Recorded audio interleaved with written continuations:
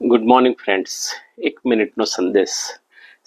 ઈશ્વરની પસંદ કરેલી પ્રજા જે વચનના દેશમાં રહેતી હતી એની આસપાસ બીજી જે પ્રજાઓ રહેતી હતી ને એમાંની ઘણી બધી પ્રજાને ઈશ્વરે શ્રાપ આપ્યો અને નેસ્ત નાબૂદ થઈ ગઈ.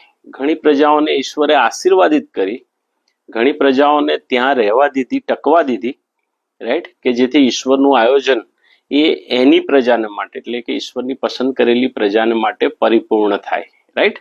અને એમાંનો એક દેશ એ આજનો જોર્ડન, બરાબર.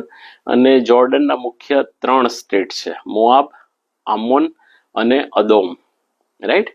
મોઆબ, આમોન અને અદોમ, રાઈટ. અને આ 3 સ્ટેટ એટલે કે આખી જોર્ડન કન્ટ્રી આજની તારીખમાં, રાઈટ, જે અસ્તિત્વ ધરાવે છે એનો બેક હિસ્ટ્રી, એનો ભૂતકાળ જો આપણે તપાસીએ તો વચનો સમજવાને માટે વધારે સરળતા રહેશે, રાઈટ. મોઆબ, આમોન અને અદોમ, રાઈટ. આ 3 જે પ્રજાતિ ત્યાં રહેતી હતી એ ભેગી થઈ અને જોર્ડન દેશ બન્યો.